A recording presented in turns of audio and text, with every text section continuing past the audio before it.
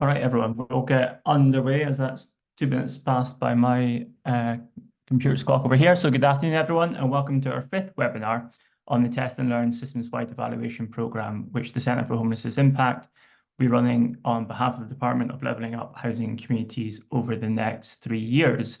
This webinar is going to focus on the Citadel Project, and we'll paste links to the remaining webinars in the chat as we move through the slides today. They're also all up on our website in case you missed one or want to rewatch them. And we've also just today uploaded all the project briefs, which is just a couple of pages on each of the 8 test and learn projects and systems wide there as well. There we go. So my name is Graham Garner and I'm the head of programs at the Centre, responsible for delivering on this project alongside our many partners and the team at the Centre. We're not going to do a full round of introductions today, so I'm just going to quickly introduce the team working on this project, and you'll have the opportunities to hear from them more soon. So starting with Rebecca Jackson, who is our program lead on this project, and she's going to be the key point of contact going forward. From our evidence and data team, we're joined by Nadia Ayad, our evidence lead, who'll be working with the evaluators who are Ipsos on this test and learn project. And we're also delighted to be joined by George and Stacey from Housing Justice, who will be delivering the service, and we'll talk about their involvement more shortly. And not to forget Kit Kalis, who's online and helping us with all the tech today, and we're posting important information into the chat as we go along. So now you've met the team, I'm just going to move quickly on to some virtual housekeeping. We're recording the whole session today to put this webinar on the website pages in the coming days. There's a question and answer function that you'll see in Zoom, and we're going to collect your questions to ask our panel at the end of the presentation. And we'll also use these to populate an FAQ, which will be held on our website. If you're down to attending the webinar, we will also share the slides with you after the event, and you'll be able to see it all again on the website, probably within the week. We aim to get them the project webinars uploaded. So who are CHI and why we're here? So as many of you know, the Centre was founded with the mission to act as a catalyst for evidence-led change, to enable people working in and around homelessness to achieve breakthrough results.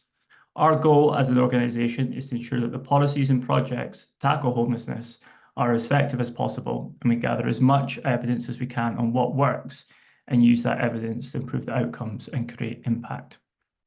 That's why we were delighted when DLUHC announced as part of the 2022 Ending Rough Sleeping for Good strategy that they were going to invest £15 million to improve the evidence base and understanding of what works to end rough sleeping. This ambitious commitment gives us the chance to prove what works and make the case for future investment in these types of services. And following a competitive process in the autumn of last year, CHI were awarded the contract to deliver on that commitment on behalf of DLUHC, and that's why we're here today. In this webinar, we're going to talk to you about running one of the 8 exciting test and learn projects, all of which will be formally and robustly evaluated to improve the evidence we have of what works to end homelessness and rough sleeping. We've also in the past outlined the plans for the systems-wide evaluation, which are going to look at those wider factors that drive homelessness and what works well or indeed less well within the current system. So some of the key principles about the Test and Learn programme. These projects were chosen from a list of over 100 that we and the wider sector thought it was important to test. Each one will be evaluated to see if the outcomes for people in receipt of that support improved, and also how it was implemented and whether it was value for money. Most of the £15 million that I talked about earlier on is actually going to be spent on projects delivering services to people experiencing or at risk of rough sleeping and homelessness. And we know that some of these projects already exist in England, which is why they've been designed to support people like yourselves in making the case for successful interventions continuing or bringing these new to areas if you don't have them already. So at the start, I mentioned that was a 3-year programme, and this is an overview of how the next couple of years will look like. So we mostly be focusing on the setup following the public announcement in November of the programme. We're in the launch phase at the moment, so we're hosting webinars like this, and we'll go through the grant-making process from April, which Rebecca will tell you more about. We'll then work with partners like yourselves to deliver the services, as well as our evaluation partners to undertake some initial research, and then the final reporting and dissemination will be done all before December 2026. So that's the background to the 8 projects, which you can now see on the screen. Today's presentation will focus on the Citadel. So I'll now hand over to Rebecca, Nadia, George, and Stacey to talk you through this in detail. Okay, so I'll just quickly do an overview of the features, the key features, and then George is going to go into more detail about the model itself. So this trial is focused specifically on people who are sleeping rough or have had a history of rough sleeping. The service delivery element of the trial is running for 18 months. And Citadel is a volunteer-led service. It's focusing on both tenancy support and community integration. And it's flexible in both the activities and the level of support that's on offer. But as I said, George will go into more detail about the model in a moment. But we're aiming to have 3 to 5 projects, some of which can be delivered across multiple neighbouring local authorities.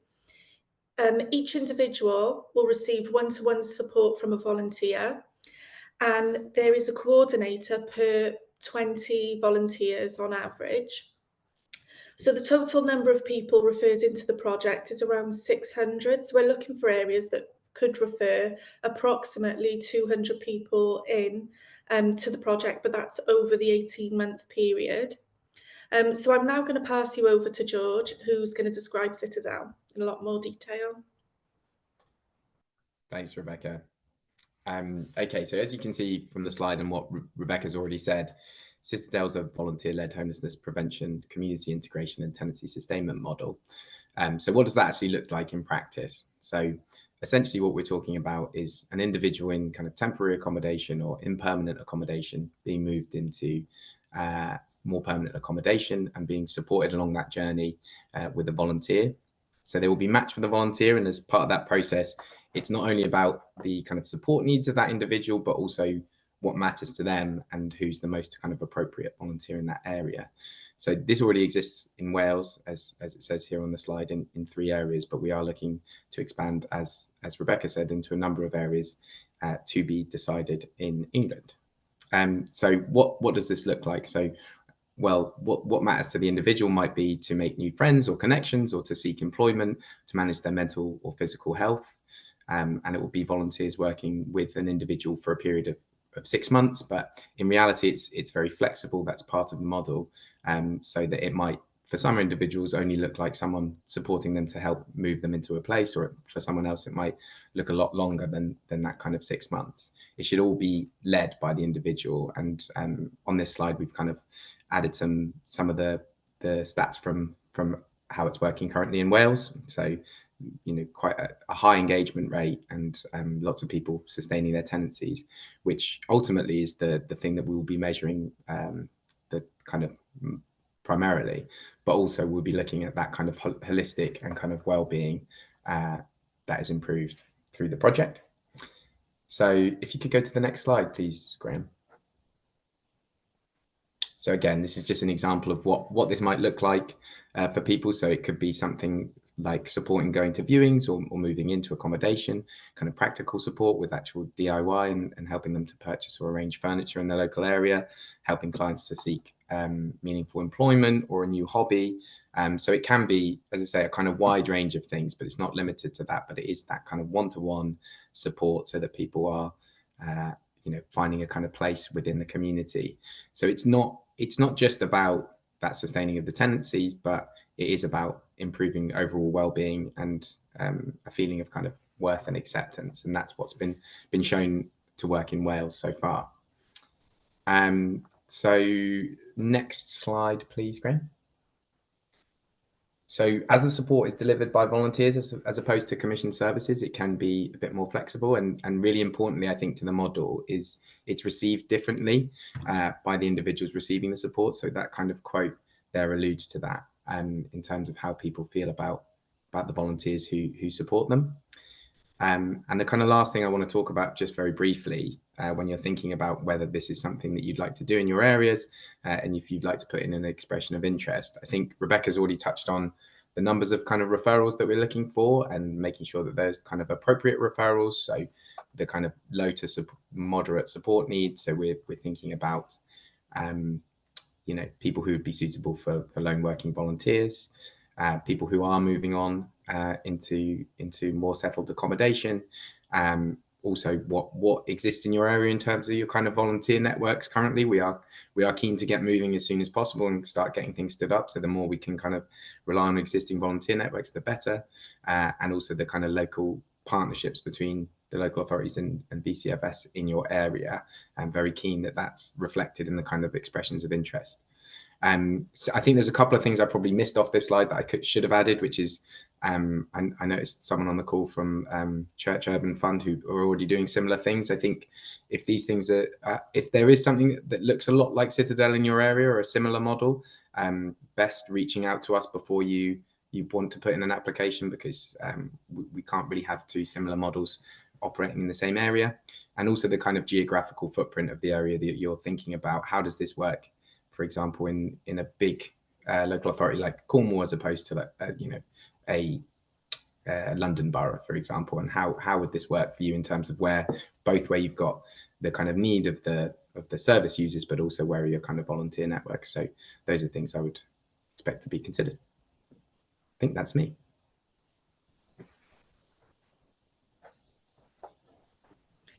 Okay, so just sort of reiterating what George has kindly sort of covered there. Some of the key project requirements. So accommodation capacity.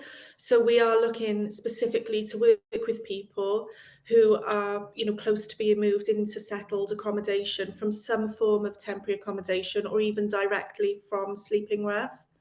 And as George said, we are looking for areas where there are strong connections and links between volunteer networks and the local authority and third sector partners as well. And this process is an expression of interest process as opposed to a competitive process. So we're looking for applications to be made by the local authority, but we're very open and would be incredibly welcoming to partnership bids with other, voluntary or third sector partners named as part of that bid. Thank you. Next slide. Yeah, so here are just some key dates and key pieces of information. So, as I said, it's an expression of interest process as opposed to a competitive process. We're looking to set up 3 to 5 projects, but they could be across between 4 to 10 local authorities in total. We're looking for approximately 583 people to be referred into the project. And that would be 292 people in the intervention groups, so they're people that would actually receive the support, and then 292 people in what we're calling the control group. So that would be people that are eligible for support, but because of the type of evaluation that it is, they actually don't end up receiving support, but they would receive kind of what is business as usual in your area. We already have an evaluation partner in place, so it's Ipsos Mori, and they're conducting the evaluation. And then we have another organisation, IFF, who are doing all the data collection for us. So this evaluation method is an individual randomised control trial, which my colleague Nadia is going to go into a little bit more detail on in a moment.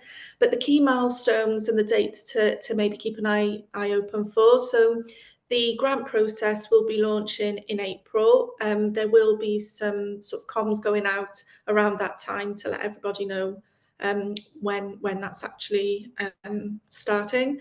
And then the setup phase, we're looking at between May and August this year, and delivery then to run from August 2024 through to January 2026. In March 2025, we'd be expecting an interim report. That's from the evaluator, not from the service delivery partner. And then the final report would be received around September 2026. So I'm going to pass you over to Nadia now, who's going to talk in some more detail about the evaluation. Great, thanks, Rebecca. So I'm just going to give you a bit of a brief overview in terms of the evaluation, but just to echo what Rebecca said, that the evaluators for this trial have been identified already, and that's Ipsos Mori. So we have colleagues in Ipsos who are leading on all these elements of the evaluation, but nonetheless, it's happy to sort of it's helpful to run you through this. So the trial will consist of 3 evaluation components. That's an impact evaluation, a process and implementation evaluation, and an economic evaluation. I'll run you through what that means because they're quite technical terms. But ultimately, the impact evaluation will help us to answer whether Citadel is effective at supporting people. The impact evaluation will be achieved through, as Rebecca said, a randomized control trial, specifically a 2-arm multi-site randomized control trial with randomization at the individual level.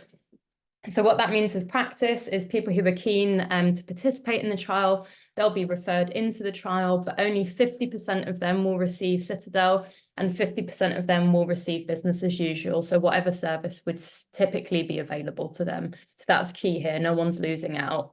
They're just receiving what would be on offer outside of the trial. And really, as I mentioned, the impact evaluation helps us to understand whether people who receive Citadel have better outcomes compared to people who don't receive Citadel. In terms of the process and the implementation evaluation, which is a bit of a word, a mouthful, so we refer to it as an IPE, that ultimately helps us to understand why something might be effective or why it might not be effective. So the impact evaluation can show us, is it effective? And the IPE can help us to understand why is it that it's effective? What's the magic to Citadel? Or maybe what are the barriers to Citadel? What are the potential sort of mechanisms of change? And importantly, what does Citadel look like when it's implemented in practice? And this is key because Citadel's taken from a Welsh context and through this programme is being applied to an English context. So there's some questions around how does Citadel look when it's been extended to this new context. And ultimately, the IP, the implementation and process evaluation will help guide future delivery. And then lastly, we have the economic evaluation, which will help us to understand and quantify different costs and benefits, and specifically to understand who bears those costs and who bears those benefits. And it helps us in terms of any future investment cases if the project is found to be effective. This is sort of sitting with the evaluation partner, and they'll be providing the details in the coming weeks in terms of what exactly that economic evaluation will look like. So ultimately, with all these sort of 3 components to the evaluation, we're in quite a strong position to comprehensively and confidently understand whether Citadel is effective and how it's delivered, and also understand potential value for money, which is all very exciting. So in terms of the local authorities or organisations, what would be expected of you in terms of the evaluations? So not primarily, but importantly, supporting referrals. So working closely with Housing Justice to ensure that there's sufficient number of referrals, but also ensuring that the referrals are appropriate. So making sure that the people who are being referred into the trial are well suited to the support that Citadel does provide. Secondly, support with data collection. So Rebecca has mentioned that we have IFF Research, who will be our data collection partners, so facilitating that process. And then lastly, identifying staff to take part in interviews and focus groups. So that would be the implementation and process evaluation. Next slide, please. Great. And then just moving on to some project requirements, sort of in light of some of the information that's been shared so far. So as it's been mentioned, if you already have a very similar project in your area, this probably isn't the project for you. Just to echo what George said, it's maybe worth reaching out rather than, excluding yourself instantly from this, because it might be the case that there's a project that's kind of similar, but still could work. Ultimately, we're just trying to discern how similar a project it would be. So yeah, definitely worth reaching out to us if you are in that situation. Secondly, make sure you have enough people, and by people we mean both volunteers, but also people who would receive Citadel or be in the control arm in your area to meet the requirements of the intervention and the evaluation. And then lastly, make sure your local authority or organisation is ready and able to comply with the requirements around referrals, data sharing and consent. So that's sort of a bit of a brief overview of the evaluation. So I'll hand back to Rebecca now. Okay, so I'll just run very quickly through the grant making process that we're going to be following. And as I said, this is a sort of expression of interest process, so relatively light touch compared to the competitive process. So there are some key steps. I suppose most importantly is that the project will be launched and you'll be able to start your application. When the application period is closed, then there'll be a review process of applications which will be conducted by CHI and Housing Justice, and then that will go through to the Grant Evaluation Committee to actually make the decision and decide who is going to take part in the project. Next slide, please. So how we'll be doing this is using FlexiGrant. So this will facilitate the grant making process, and if you wanted to register your interest or make your application, you'll be required to register and log in, and then this is how we're actually going to manage the process right the way through from application through to offer, and even post that when as part of the monitoring of the project going forward. Next slide. So the next few slides will just show you what you'll see when you log in and move through the process. So you can see as you register there, you're just expected to fill out basic details. Next slide. Okay, and then this is what you'll see when you're registered and logged in. Thank you, Graham. And then this is the actual portal. So once you've started your application, this is where you'll be able to see your account details, the grants that are available across the programme as a whole, and then you'll be able to track your applications and the progress of those. Next slide. So when you go into the application form, there are a couple of key documents that I'd like to highlight. So first is the subcontract agreement that you'll be asked to sign, as well as the head agreement between CHI and DLUC, which sets out some of the terms we all have to follow. And then the information policy is there, as it's referred to in the contract. And then finally, there'll be a service specification, which will outline exactly what the requirements are for you as per this project. Next slide. So as you can see, throughout the process, there is guidance, and that will be at most stages of your use of the portal. There are just 6 sections though to complete through FlexiGrant. So, we are determined to make this as simple as a process as possible. So there are the 6 sections, and obviously for an expression of interest, the 6-section budget would not apply. Okay, and then this is the notice that you'd see once you've successfully submitted your application. And following this, then you'd receive confirmation via email. Okay, so back now to the key bits of information and the milestones. I won't repeat them, they're just here for you to see. What I would really like to kind of emphasise though is that if listening to this, you feel that this is a service your area could benefit from, that you feel that you would be able to refer adequate numbers of people through for this service, and you've got quite strong volunteer networks, I'd really encourage you actually to reach out. We're really keen, and myself and George, really keen to speak with local authorities in different areas and kind of scope out how we can work together. And yeah, provide some guidance through the actual grant making process where needed. Yeah, thank you. Any questions? Thank you, everyone. Okay, so as the slide said, and as Rebecca was saying, I'm going to stop sharing the screen, and if that works, there we go. And we'll run through some questions that are coming through the Q&A function once I get it back on my screen. There we go. And yeah, please we've got about 25 minutes or so, so I'm happy to get more questions as they come in. I think we had nearly 30 in one, so there's some bar for you guys to kind of reach. You maybe have just answered this question, but Rebecca, how do we make an application? Okay, so as I said, as a first protocol, I think if this is something you feel that would be feasible and viable in your area, please reach out. Like, we're really open to linking up and having chats. But other than that, in April, the portal, so FlexiGrant, will be launching, and you'll be able to make your application for Citadel at that point, and there will be communications from CHI to highlight what date that's happening and how long that process will be. And the emails for contacting, if you go onto our website, Rebecca's email is there, rebecca@homelessnessimpact.org, or you can email programs@homelessnessimpact.org, and it will get through to the programs team as well. Okay, next question is, how long is the trial? Maybe one for Rebecca as well.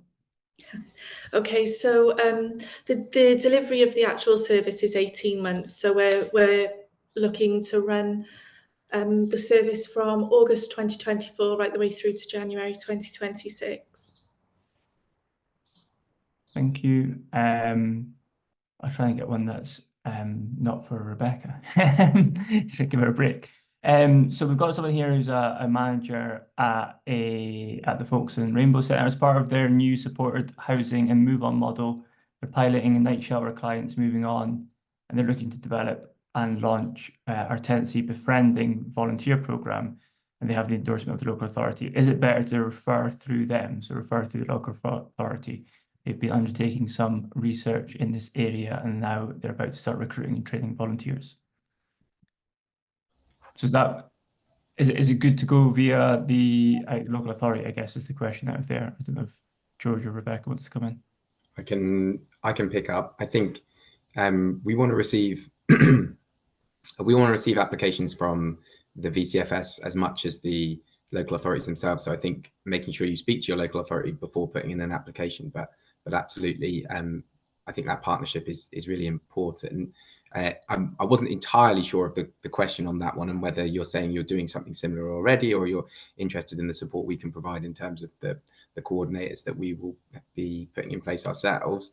As Rebecca says, I think if you want to have a longer chat about it, please do reach out, and we can talk about the local specifics. And on that point about, I guess, services that already have, or areas that already have something similar, I know you answered this in the chat, George. There was one about areas who are already doing something similar and how they could feed into the evaluation outside being one of the partner areas. Is there anything they can do around that? Maybe for you, Nadia, and I can add in as well.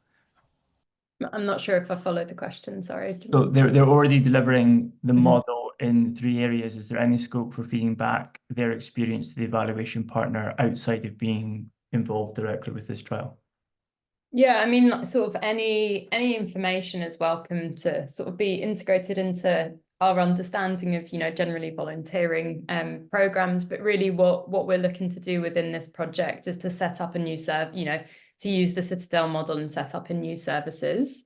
And so that would kind of exclude areas that are already delivering a very similar volunteering model. And really, like, the issue there is that through the methodology that we're trying to use, which is a randomized control trial, we're trying to get Citadel as a model and compare that to business as usual. But if business as usual is very similar to Citadel, it's kind of hard to interpret what those findings would mean.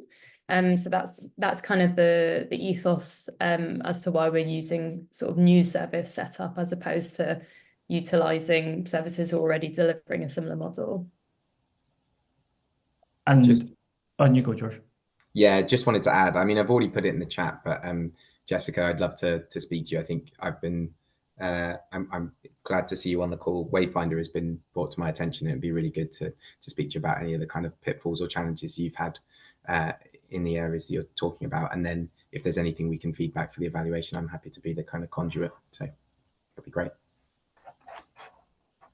Thanks. And I was going to add in across the testing and program, we'll be holding, I guess, dissemination and communities of practice events throughout the 8 projects and also the systems wide. So there's something interesting there for us about connecting to other areas, doing something similar or the same, and sharing experience of it as well. And this is very, I mean, the whole testing and program is to improve the evidence in the sector and to share that learning with the sector. It's not for us to hold on to it. We want to get out to improve the practice. So that sounds great to connect going forward. And there's a question, is there actual funds available to support us? And if so, how is that amount being determined? Maybe one for you, Rebecca? Yeah, so no, there is no funds available, and that's because what we're looking for actually are referrals. So this is an opportunity, I suppose, for a local authority to almost enhance its offer to people that you're working with, and particularly, you know, people with an experience of rough sleeping who are transitioning into settled accommodation and may need, you know, more support than what is currently commissioned within the area. So this is, you know, it's an opportunity really to add some value into your services, add another offer in. So no, we would just be looking for referrals. What I would like to flag though is that people actually taking part in receiving support, and even people who are not receiving support, they are actually financially sort of paid for their time and their involvement with the evaluation. So they do get paid per person per survey that they complete as part of the evaluation. So there is benefit for people who are referred through this evaluation. But no, we wouldn't be looking to distribute any funding to referral agencies. Can I add to that briefly, which is just to say that we definitely want to work with like local service providers and to make sure that we're kind of complementing existing services whereby you might be supporting individuals who'd be really appropriate for this kind of additional kind of support. So I think as part of this, as Rebecca's already said, and I'm going to keep repeating it, please do reach out and we can talk about how this model might work in your area and how we might be able to work together. We really don't want to be working at cross purposes. And so yeah, just to add. Thank you, Rebecca and George. So one maybe for yourself, George, or Stacey, can you tell us a bit more about the level of training and support volunteers we'd receive? George, do you want me to come in on this one? Or go on then. So in terms of the training for volunteers, so we start off with an enhanced DBS check, but then also following that, provide training on safeguarding, lone working, health and safety, and then the more support mechanism ones, such as listening skills, boundaries, so that it's really not only a safe service, but it's well-rounded to provide the support to the people that are needed. And then in terms of the support to the volunteers, we provide ongoing supervisions, which occur normally every 6 weeks. We're very mindful of the level of commitment that the volunteers want to have on the project, and so ensuring that we adapt that to ensure that it also fits the needs of the volunteers as well. So it could take place as an informal phone call or a more formal supervision. And then additionally, every other month, we hold Citadel events, which is where volunteers and people supported have the opportunity to come together, because it really creates that informal support network for both people supported and volunteers, but then also provides an opportunity for learning, any further training or any questions that anyone may have. George, I'm not sure if you have anything to add on that. No, that was pretty comprehensive. Thank you, Stacey. A couple around referrals, Rebecca, coming your way. So can referrals be made from the voluntary sector as well as the local authorities? And then is there a preferred number of referrals we're looking for? And related to that, if it's a total of 600, 3 areas, would this be 200 for each? So what's the kind of, is there a breakdown of referrals for each area that we're looking for? 3 and 1, I don't try and push you too hard. Okay, so yes, we would be open to taking referrals from partners and from other organisations, but we will need to have the local authority on board and aware of what's happening. Very much so that we can establish what is the and we keep referring to it, it's not the nicest term, but business as usual. So what is the typical offer outside of Citadel? So we would need partnership working between the local authority and partners, but we absolutely would accept referrals from partners for sure. Then the numbers. So the numbers is a tricky one. And it's not as simple to answer as, you know, we need X amount per area, and that is absolutely rigid. There is some flex in this. So we're saying approximately 200 referrals per area over the 18 months. This is why I would really strongly recommend you get in touch with us and chat it through, because this particular project is kind of ever evolving, and the sort of methodology that's being used, it does allow for some differences in weighting across areas, and without getting too technical and switching everybody off, yeah, it's something we could chat through with you, and we'd be really open to discussing with different areas and different organisations for sure. Nadia wanted to come in there as well. Yeah, I can just sort of add in terms of the total around 600 people is for people to actually participate in the trial. We'll assume that some people who are approached and asked about the project just simply won't be interested. And so that's why referrals need to be slightly higher than the final number of people who participate in the trial, because we're assuming about 30% of people that we approach just won't be interested in Citadel for whatever reason. And then we also have to account for the fact that throughout the duration of the trial, some people, for whatever reason, whether that's personal reasons or, you know, it will be quite varied, but some people will drop out during the lifetime of the study. So we kind of need to provide a bit of buffer in terms of the referral numbers, just so that we have the numbers we need going forward with the trial. Can I just add a little bit on referral routes? So I think referral routes is going to be key to this. It's all about the sorts of referrals. So referring back to some of the slides from earlier about making sure you've got those kind of low to medium support needs clients who are suitable for the kind of volunteers. So I think in Wales at the moment, it works almost exclusively through temporary accommodation, although Stacey, do shout at me if I'm getting this wrong, but through temporary accommodation, the referrals coming through the local authorities. Actually, depending on the area that you're representing, that might not be the best route, and we want to look at all the different referral routes that can provide those kind of appropriate referrals. I think that will be key, but as Rebecca says, it's making sure that the local authority, if you are a service provider, that the local authority is on board with that, and that's kind of all agreed.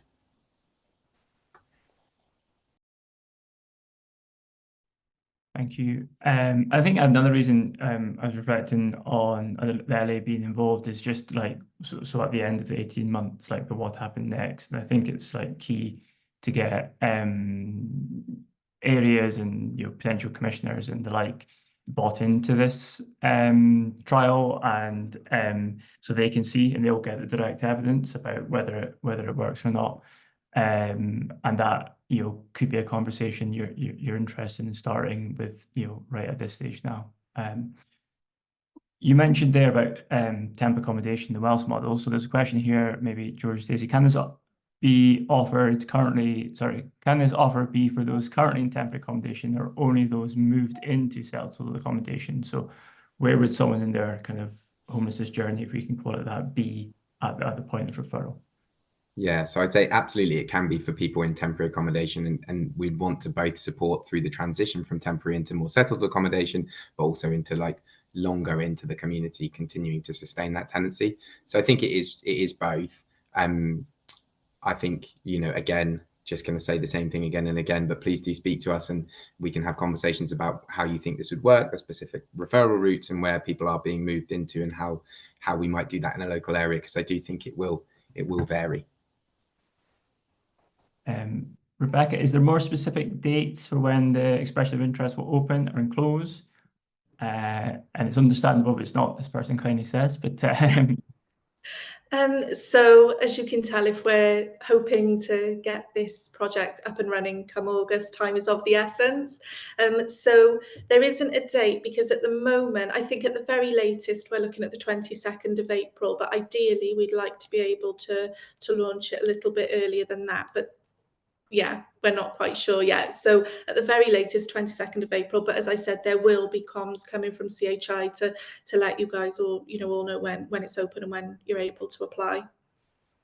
So if you signed up to this webinar, or you registered your interest on our website and you've ticked your interest in Citadel, that's the groups that will get the emails to say that the expression of interest process is open.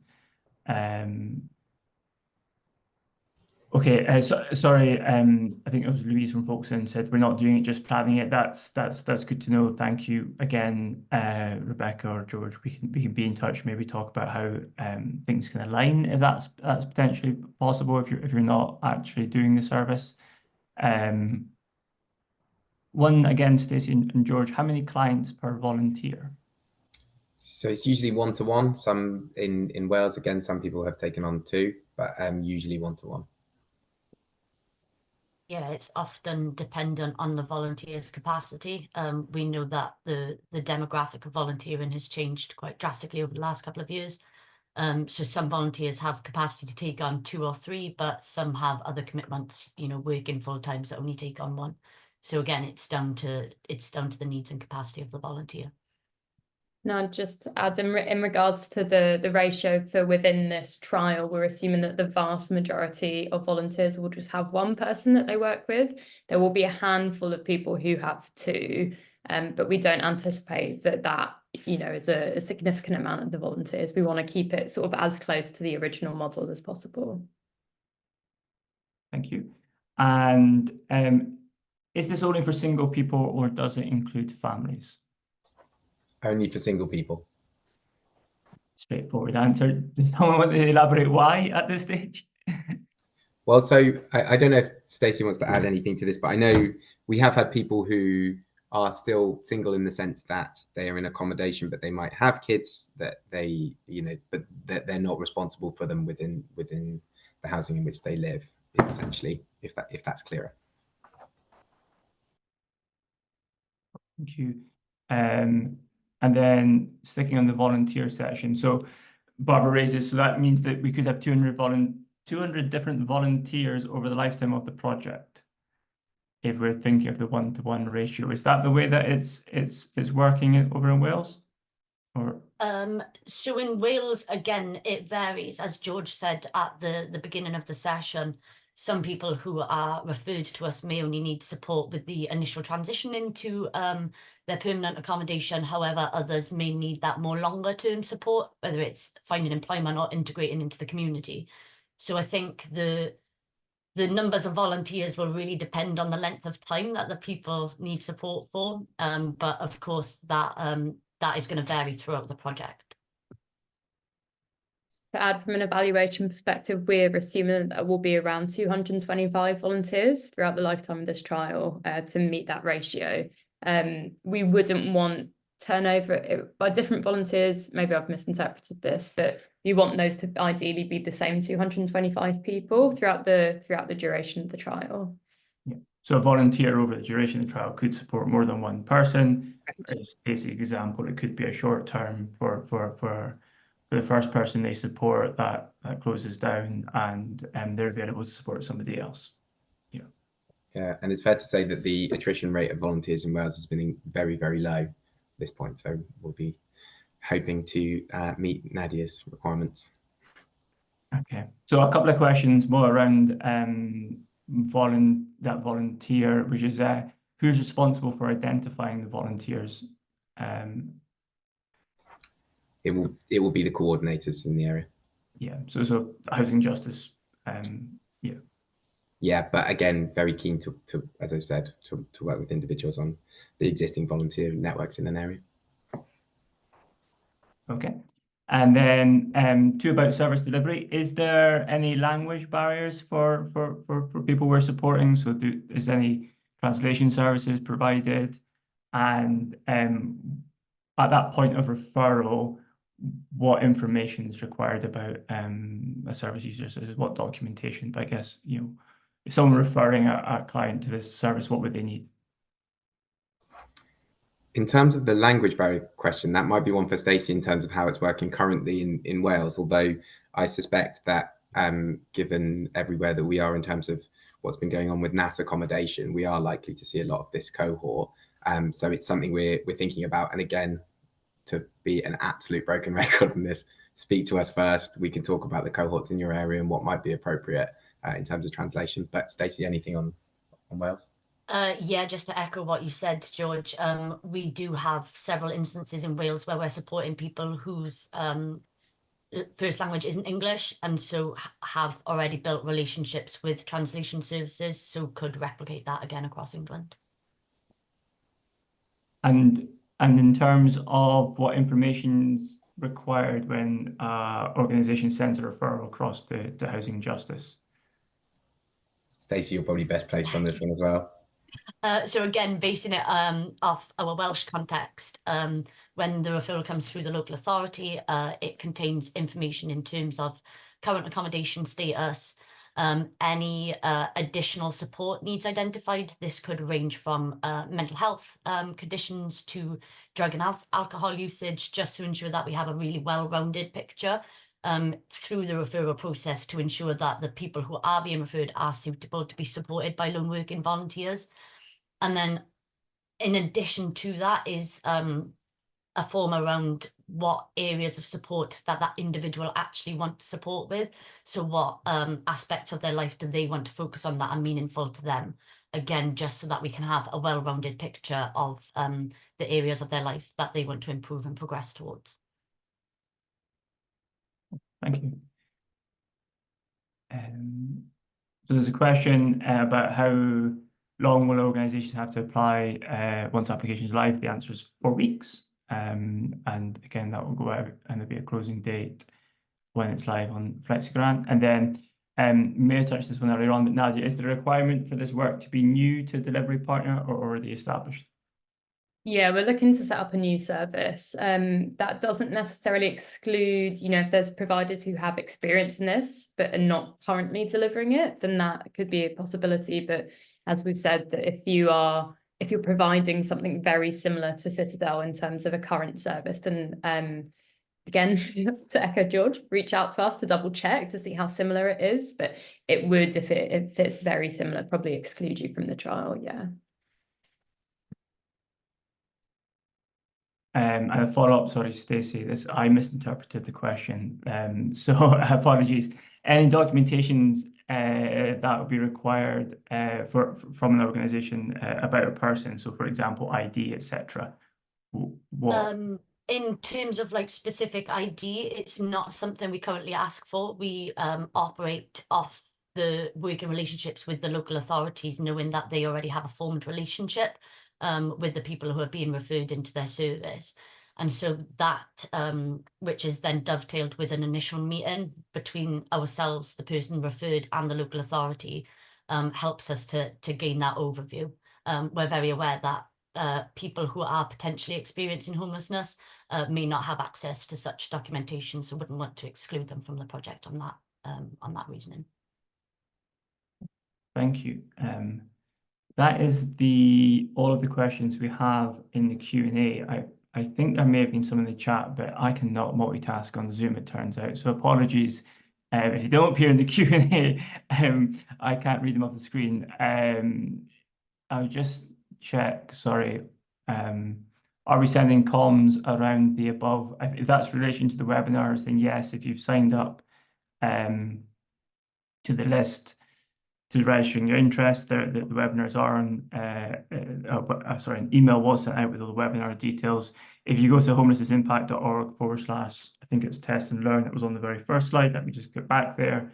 And I can post that in the chat as well. All of the webinars and informations on the projects are all contained in there. Let me just put the link in there for you. There we go.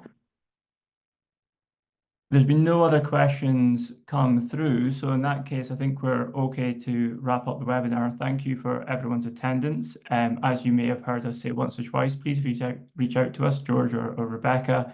If you want to talk more about the project, we are keen to make sure that if you put an expression of interest, you fully understand those needs, that there are areas we can work with, and we can go into more detail with you as well.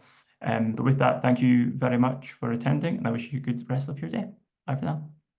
Take care. Thanks. Thanks all.